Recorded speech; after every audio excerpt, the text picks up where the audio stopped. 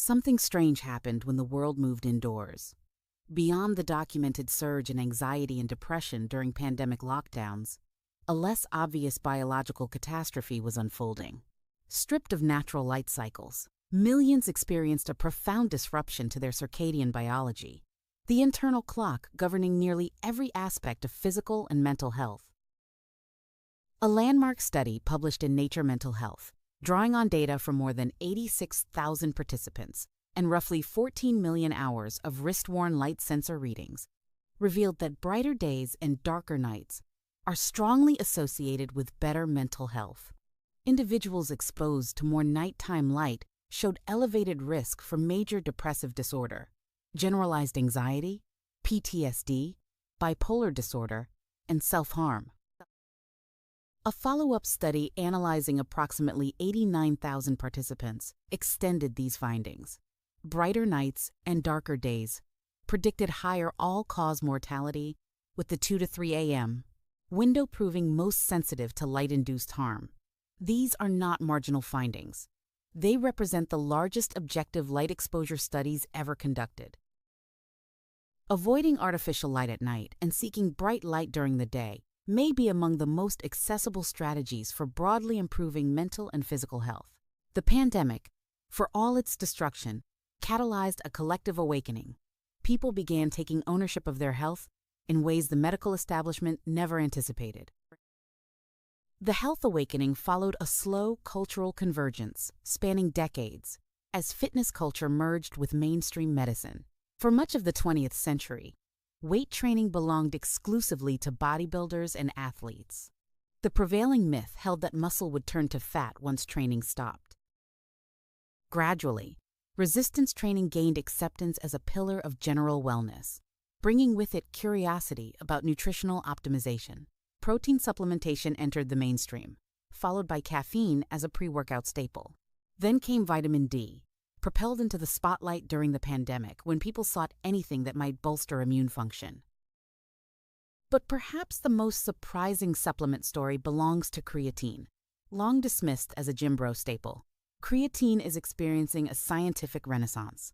A 2024 meta-analysis analyzing 16 randomized controlled trials found that creatine monohydrate may improve memory, attention, and information processing speed. A 2025 pilot trial at the University of Kansas tested creatine in Alzheimer's patients for the first time.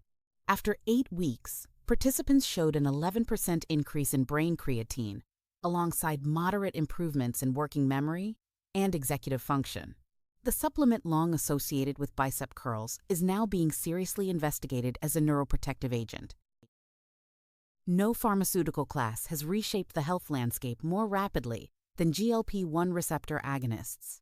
According to a 2025 tracking poll, approximately 1 in 8 American adults currently takes a GLP-1 drug, with nearly 1 in 5 having tried them.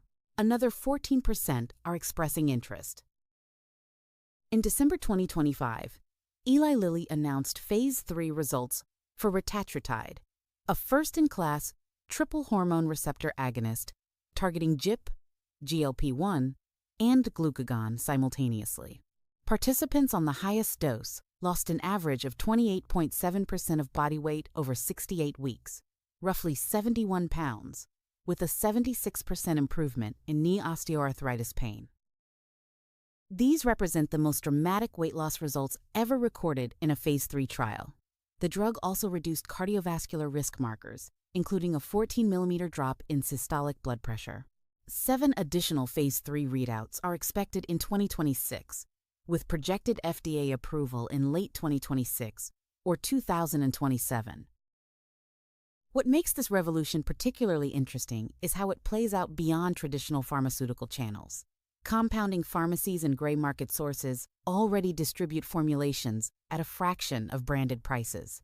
Users experiment with lower dosages, reporting benefits for alcohol cravings and cognitive noise reduction. In theory, accessible GLP-1 therapy could eradicate obesity as a widespread condition within a generation. Beyond GLP-1 lies a sprawling, largely unregulated world of peptide experimentation. Body protection compound 157, a synthetic 1,5 amino acid chain derived from human gastric juice, has become enormously popular.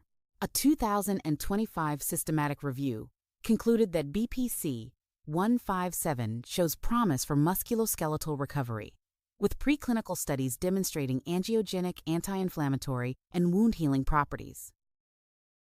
A separate 2025 pilot study, the first evaluating intravenous BPC 157 inches humans, found no adverse effects at doses up to 20 milligrams.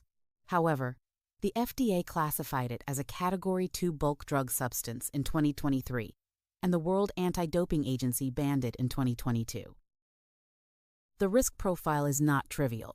BPC 157 works primarily by activating a pathway that promotes new blood vessel formation.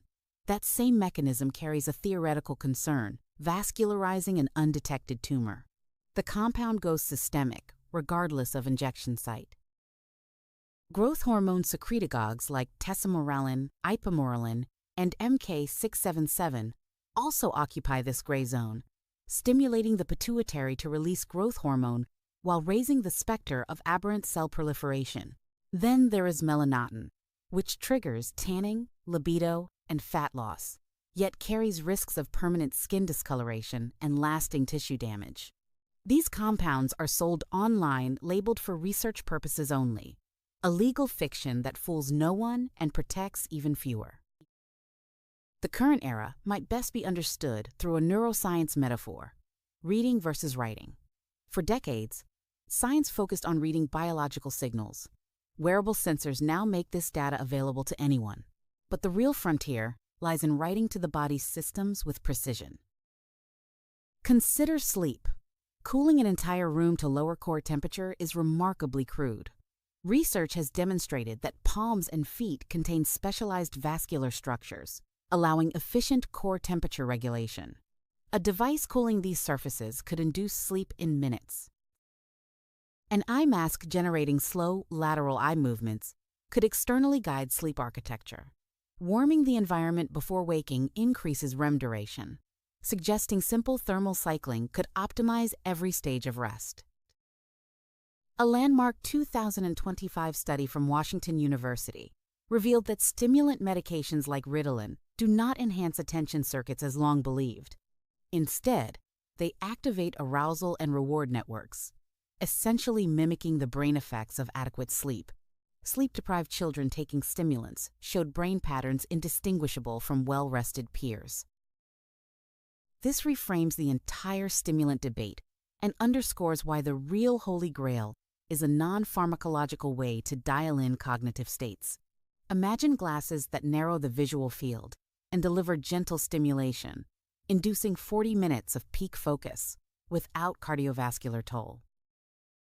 Real-time cortisol monitoring could guide users toward that critical pattern.